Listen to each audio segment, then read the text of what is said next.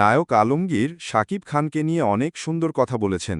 চলেন কি বলেছি শুনি। আজকের সুপারস্টার সাকিব খান। সাকিব আমার সাথে এর আগেও কয়েকটা ছবি করেছে। সাকিবের ভেতরে যে জিনিসটা আছে সেটা হলো পরিশ্রম করার শক্তি। ও প্রচন্ড পরিশ্রম করতে পারত এবং তার শেখার প্রচন্ড একটা টেন্ডেন্সি ছিল, যে একটা শট দিল গিয়ে দূরে বসে পড়লো তা নয়। তার কো আর্টিস্টরা, আমি বা অন্যান্য কো আর্টিস্ট যারা কি শট দিচ্ছে, সে কিন্তু সেটাও দূর থেকে বসে বসে দেখতো। তো এই দেখাটার কিন্তু বেসিক্যালি একটি ক্লাসের মতো, আপনি অনেক কিছু শিখতে পারবেন সেখান থেকে। তো সাকিব আজকে সুপারস্টার বলেন বা এই চলচ্চিত্র, টোটাল বাংলাদেশ চলচ্চিত্র সাকিব নির্ভর এখন। তো টোটালটাই সে তার নিজস্ব পরিশ্রমে করেছে, নিজস্ব মেধায় করেছে। তার জন্য গুড উইশেস রইল আমার।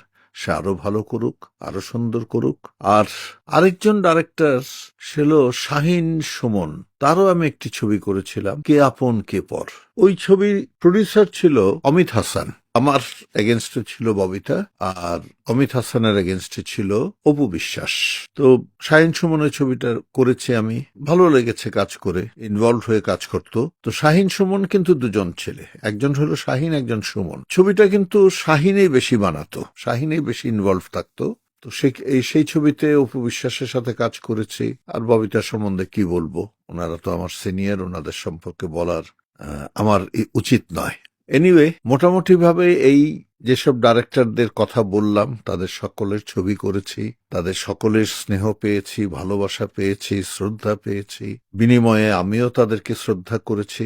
ছোট বড় কোনো সমস্যা আমার কাছে ছিল না, আমি ডাইরেক্টরদেরকে শ্রদ্ধা করতাম। আরো বলবো, কিন্তু ডাইরেক্টর তো নেই আমার হাতে, কমে গেছে। আর তো সবাই সবার সম্পর্কে কিছু না কিছু বলেছি। তা আমি